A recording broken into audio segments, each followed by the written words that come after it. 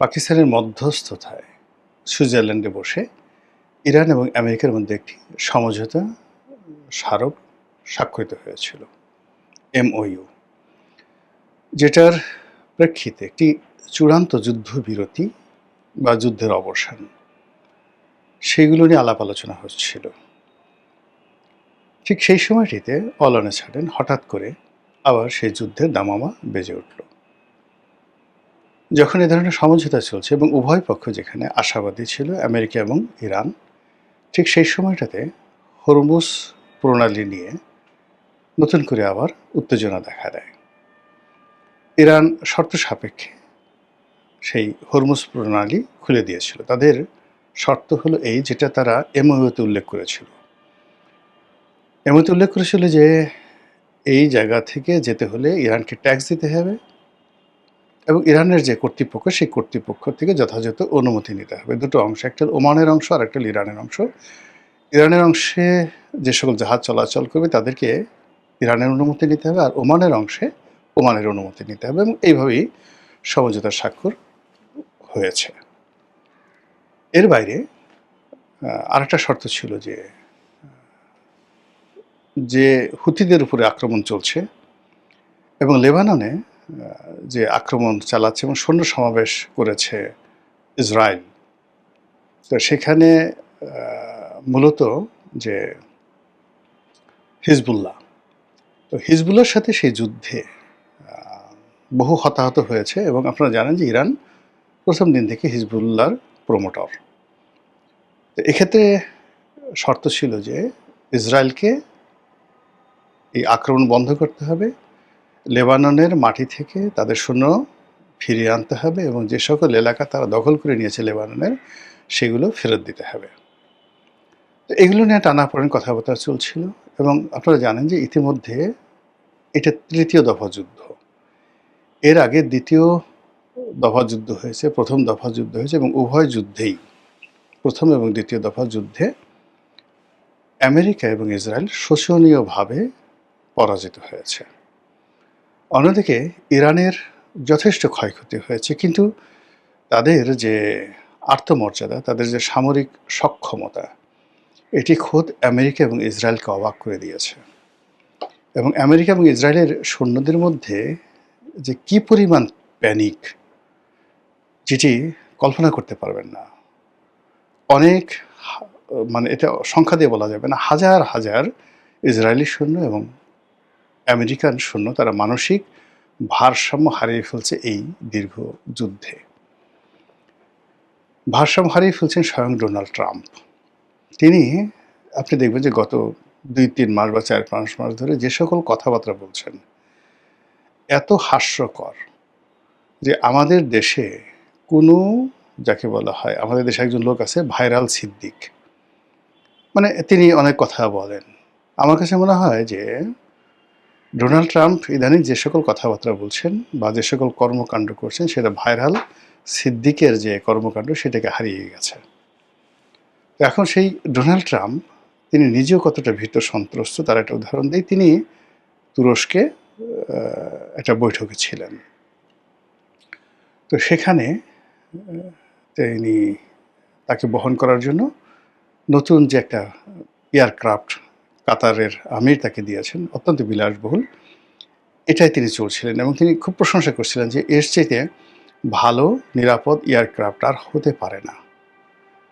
এবং আমেরিকা নিজে চেষ্টা করলো এয়ারফোর্স ওয়ানে সংযুক্ত প্রেসিডেন্টের যে বহরে সংযুক্ত এই কাতারের যে বিমানটি, এরকম বিলাসবহুল নিখুঁত নিরাপদ বিমান আমেরিকা তৈরি করতে পারতো না।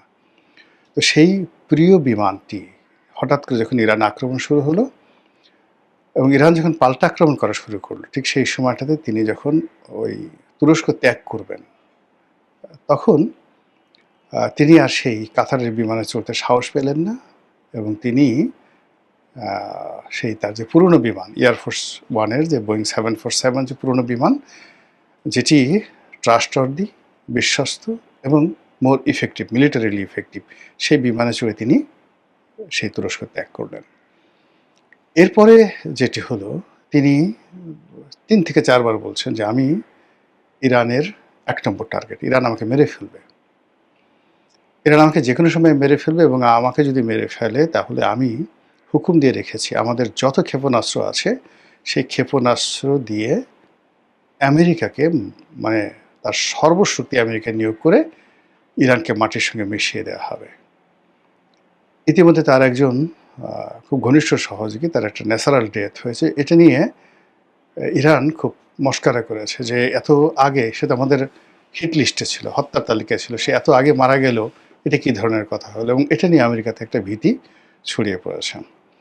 অন্যদিকে ইরান গোপনে একটা হিট লিস্ট করেছে, অলমোস্ট ২০ জন একটা টার্গেটেড। এর মধ্যে ইমানুয়েল ম্যাক্রো আছে, দেখলাম যে ইটালির যে প্রধানমন্ত্রী তিনিও আছেন, ডোনাল্ড ট্রাম্প তো অবশ্যই আছেন। এই হিট লিস্টটা বের হওয়ার পরে মানে যাকে বলা হয় পুরো ইউরোপে ভয় ছড়িয়ে পড়েছে। এর কারণ হলো ইরান যখন এই কাজগুলো করে তারা সঙ্গে সঙ্গে সেখানে তাদের যে অ্যাসাসিনেশন গ্রুপটা আছে, আত্মঘাতী গ্রুপ আছে, তারা সেদেরকে লেলিয়ে দেয়। আপনার মনে আছে যে আয়াতুল্লাহ আলী রুহুল্লাহ খামেনি, মানে মূল আয়াতুল্লাহ যিনি ছিলেন বিপ্লবের পরে, তিনি সালমান রুশদির সেই মৃত্যুদণ্ড দিয়েছিলেন, এবং সেই মৃত্যুদণ্ড নিয়ে সালমান রুশদি এখনও পর্যন্ত তার জীবন হারাম হয়ে গেছে। ইতিমধ্যে কয়েক দফা তার উপর আক্রমণ হয়েছে। একবার তো তার চোখে মানে আক্রমণ করে তার একটা পুরো চোখ নষ্ট করে দিয়েছে, এবং এখনও পর্যন্ত ব্রিটিশ গোয়েন্দা সংস্থা তাকে সার্বক্ষণিক মানে তাকে নিরাপত্তা দিতে দিতে মানে ব্রিটিশ দেউলিয়া হওয়ার মতো অবস্থা। সে বলছে একটা লোকে বাঁচানোর জন্য পুরো ব্রিটিশ সাম্রাজ্য দেউলিয়া হওয়ার মতো অবস্থা হয়ে গেছে। ইরানের একটা ফতোয়া, তো সেখানে যে ২০ জন লোকের তালিকা করে ইরান যে ঘোষণা দিয়েছে হিট লিস্ট, এখন এই লোকগুলো হয়তো আর কদিন পরে ডোনাল্ড ট্রাম্পের ক্ষমতা থাকবে না, তিনি বারাক ওবামার মতো, বিল ক্লিন্টনের মতো স্বাভাবিক থাকবেন, আর ইমানুয়েল ম্যাক্রোর একই অবস্থা, অন্যান্য যারা আছেন তাদের একই অবস্থা। এখন ক্ষমতা আছেন, ক্ষমতা চলে যাওয়ার পর। কিন্তু ইরানের যে ফতোয়া, সেই ফতোয়া প্রেসিডেন্ট ডোনাল্ড ট্রাম্পকে নয়, ব্যক্তি ডোনাল্ড ট্রাম্পকে। That is the problem. তো এই ঘটনায় পুরো ইউরোপে এতটা আতঙ্ক ছড়িয়ে পড়েছে বিভিন্ন কারণে। ইরানের সেই জাগ্রস পর্বতমালাতে, দুর্ভেদ্য জাগ্রস পর্বতমালাতে তাদের একটা গ্রুপ ছিল, অ্যাসাসিনেশন গ্রুপ। তাকে সেই গ্রুপের তারা প্রায় ৩৫০ বছর 350 ইয়ার্স তারা পৃথিবী ডমিনেট করেছে। এই গ্রুপ বিভিন্ন রাজদরবারে তারা এই মৃত্যুর পরোয়ানা পাঠাতো, এবং তাদেরকে ট্যাক্স না দিয়ে ওই সমসাময়িক দুনিয়াতে মানে কেউ বাঁচতে পারেনি, ইভেন গাজী সালাউদ্দিন সাহেবও না। এই গ্রুপটিকে ধ্বংস করেছিলেন হালাকু খান, মঙ্গল নেতা হালাকু খান এই প্রথম এই পাহাড় আক্রমণ করে এদেরকে ধ্বংস করেছিলেন। আর কেউ এর আগে ৩৫০ বছর ধরে, সেই আব্বাসীয় জমানায় তাদের সৃষ্টি হয়েছিল, একদম হালাকু খান পর্যন্ত সেই ৩৫০ বছর তারা পৃথিবীকে জ্বালিয়েছে। ওই রক্ত ইরানের মধ্যে রয়ে গেছে। ফলে সেই রক্ত দিয়ে এই ২০ জন মানুষকে টার্গেট করেছে। ফলে কি হলো, যারা ইরানের মৃত্যুদণ্ড পেয়েছে তাদের ঘুম হারাম হয়ে গেছে, কেন তারা জানে যে এই জাতিটি কি করে প্রতিশোধ নিতে হয় তা জানে, এবং এদের রন্ধ্রে রন্ধ্রে এই জিনিসগুলো রয়ে গেছে। ফলে তাদের যে আতঙ্ক, সেই আতঙ্ক ইতিমধ্যে আরও বেড়ে গেছে যে ইরানের যে রেভলিউশন মানে ইরানের যে বিপ্লবী গার্ড, জিব্বার জড়তার কারণে ইংরেজিতে এই যে রেভলিউশন শব্দটি বা রেভলিউশনারি এই শব্দটি আমি উচ্চারণ করতে পারছি না, এটা মানে একটা জড়তা, ইদানিং এটা হয়েছে, আগে ছিল না। তো যাই হোক, ইরানের যে বিপ্লবী গার্ড, সেই বিপ্লবী গার্ড তার একটা গুরুত্বপূর্ণ কর্মকর্তা তিনি বলেছেন যে একেবারে হোয়াইট হাউসের মধ্যে ঢুকে ডোনাল্ড ট্রাম্পকে মারার যে সক্ষমতা এটা এখন আছে, ইরানের আছে। Iran can do it. Iran এতদিন এই কাজটি করেনি, কিন্তু এখন এই কাজটি তারা করবে। তো ফলে কি হলো যে এই যে ইরানের যে যুদ্ধ, এই যুদ্ধ তৃতীয় দফাতে যে যুদ্ধ, এই যুদ্ধ খুব দ্রুত শেষ হয়ে যাবে। যে এর আগে ইরান যেটা প্ল্যান করেছিল এবং আমেরিকা যেটা প্ল্যান করেছিল, তো ইরানের প্ল্যানটা শতভাগ সফল হয়েছে, কিন্তু আমেরিকার প্ল্যান হয়নি। ইরান মধ্যপ্রাচ্যের যে সকল আমেরিকান ঘাঁটি রয়েছে, সব ঘাঁটি প্রায় আংশিকভাবে, অর্ধেক এবং কোনো কোনো ঘাঁটি একেবারে সম্পূর্ণভাবে ধ্বংস করে দিয়েছে আমেরিকান ঘাঁটি, যেগুলো মেরামত করতে বিলিয়ন নয়, মানে শত কোটি নয়, হাজার কোটি ডলার লাগবে, ট্রিলিয়ন ডলার লাগবে নতুন করে চালু করতে। ২ নম্বর হলো চালু আর এগুলো করবে না। ইতিমধ্যে দেখেন ইরাক থেকে আমেরিকান বাহিনী চলে আসছে গত ২৩ বছরে তাদের যে সমস্ত কিছু গুটিয়ে তারা সেখান থেকে চলে আসছে ইরাক থেকে। ফলে ইরাক এখন 100% ইরানের দখলে। মানে সেখানে আলাদা সরকার আছে, রাষ্ট্রপতি আছে, প্রধানমন্ত্রী আছে, কিন্তু সেখানে কমান্ড চলে, সেখানে কমান্ড চলে ইরানের।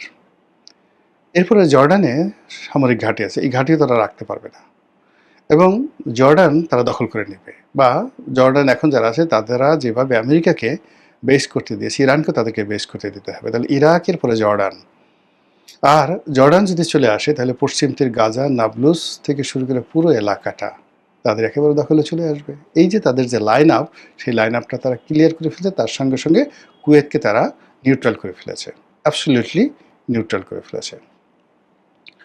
অন্যদিকে আমেরিকা যেটা আর ইসরায়েল যেটা চেয়েছিল যে এয়ার স্ট্রাইক করে এই দেশটিকে শেষ করে দেওয়া, এটা হয়নি, ফেল করেছে।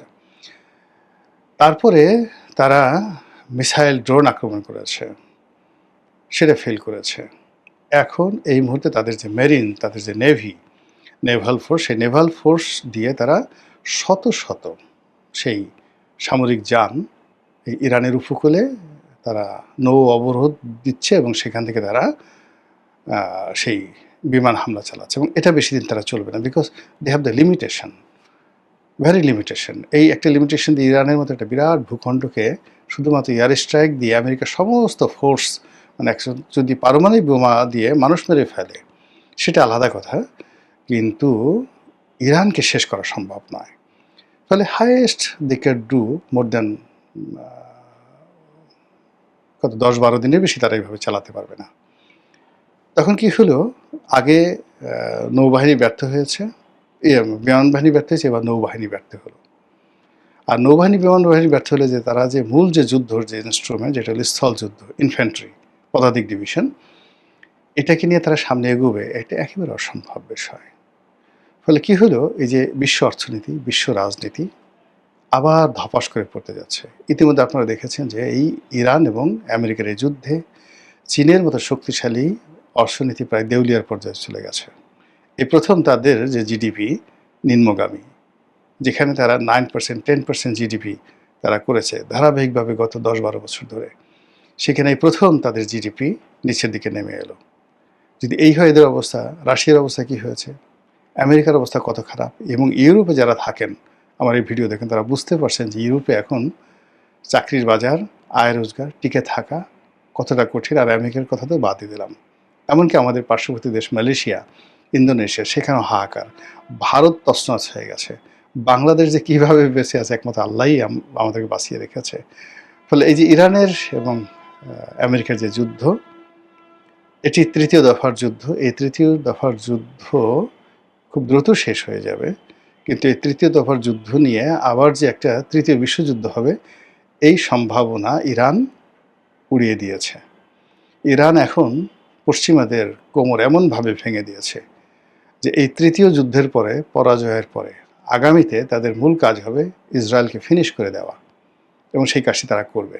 এবং তখন ইউরোপকে, সেই গাজী সালাউদ্দিন যেভাবে জেরুজালেম অধিকার করার পর সমস্ত ইউরোপের যে সম্মিলিত শক্তি বসে মূলা খেয়েছিল, এবং রাজা রিচার্ড থেকে শুরু করে অন্যান্য যে সমস্ত বিখ্যাত বিখ্যাত সম্রাট, তারা যেভাবে সালাউদ্দিন সাহেবের সাথে সন্ধি করে ওখান থেকে প্রাণ নিয়ে ফিরেছিল, একই অবস্থা মধ্যপ্রাচ্যে আবার নতুন করে ঘটতে যাচ্ছে বলে আমার কাছে মনে হচ্ছে। মহান আল্লাহ আমাদের সবাইকে